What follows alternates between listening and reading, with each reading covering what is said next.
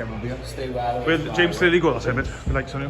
With James Lilly in the team hotel after the victory over Bobby Taylor. You want to quickly tell us about the fight, James? Yeah, I was a little bit disappointed with my performance, if I'm honest. Although I got the stoppage, I made a bit of hard work of it the first 2 rounds. When he started throwing shots and I was slipping, I felt I was getting into my groove.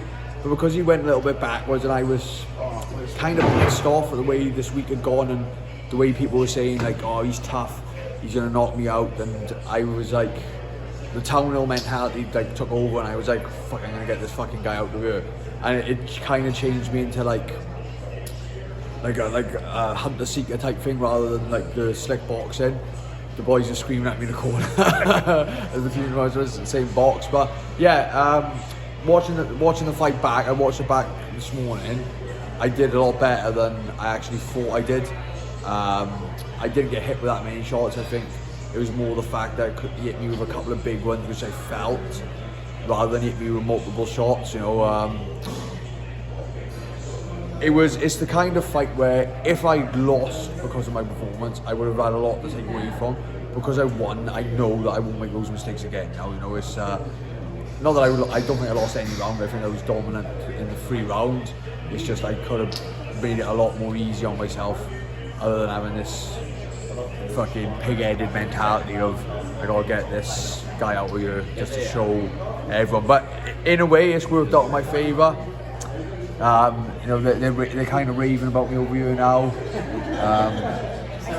I've never had so many people who aren't from Swansea saying I'm their favourite fighter and stuff. So yeah, it's bizarre. Like the people over here are completely different to the UK, and I really feel the love over here. It's amazing. Like, what was Bobby's power like? Do you know what?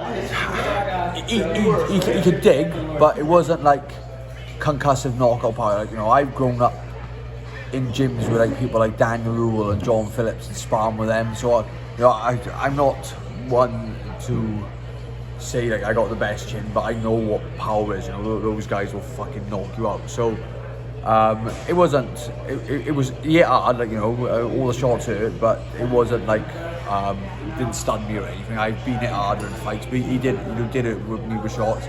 But I think that's a testament to the way I move my head and the way I slip shots as well. I never take shots flush, you know. I'm always like, even when I get caught, my head's always moving, and that's like, I put it down to a little bit like watching like James Toney when I was younger growing up, because he's always moving his head, so it takes the power for shots. So yeah, he did it hard, but it's not the hardest punch I've been in with. And what was it like with all the American fans booing you at one point? It was fucking brilliant. I love anything like that, because we're in someone's back garden and they were chanting USA, USA, and then at the end of the fight they were booing, and I turned around and Josh and I like, fuck you, man, he's waving the fucking flag, and then I started shouting in my old he motherfuckers. It was great because we knew we were like the heels, you know, the bad guys, so it was good. We played up to it and it was great. Like, it was, you know, friendly banter, but yeah, it was good. Full heel turn. Yeah. Do you feel like I know I've already said this to you already, but you sort of like living the dream now, really?